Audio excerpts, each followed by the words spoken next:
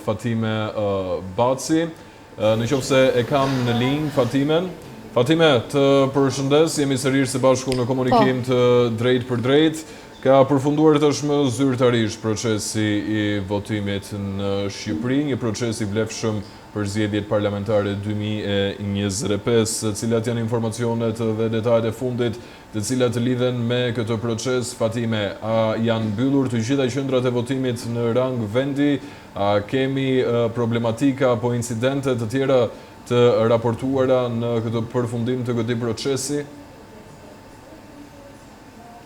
Po, Albi, ndodhemi në KQZ, për momentin nuk është raportuar nga KQZ-ja akoma asnjë problematik dhe sipas njoftimit zyrtar mendohet se të jetë mbyllur në orën 19:00, por Komisioni Qendror i Zgjedhjeve Ilirian Celibashi ka vendosur që në orën 19:30 të ketë një konferencë për mediat. Pra presim konferencën e Celibashit se çfarë do të thotë për ecurin ose problematikat që mund të raportoj më vonë.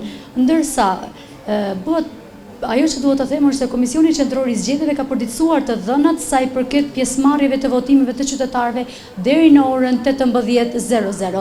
Bëhet me dije se deri në orën 18 kanë marrë pjesë 40% e qytetarëve. Pjesëmarrja më e lartë është shënuar në qarkun e Dibrës me 50.47% të shtetasve më të drejtë vote që kanë votuar, ndërsa në Kukës ka një përqindje shumë të lartë të votuesve, teksa kanë hedhur votën 47.26% të votuesve, dhe Tirana ka një përqindje të lartë me 45.26%.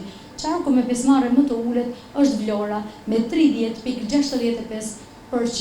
Dhe kjo gjithashtu lidhet me Giro de Italia dhe që pak minuta më vonë Komisioni Rregullator vendosi që dhe në Vlorë të mbyllet votimi në orën 19:00. Pra të mos shtyhet ashtu siç kishte kërkuar Partia Socialiste në orën 22:00. E qartë. Fatime, të falenderoj për informacionet e përcjella deri në këtë moment.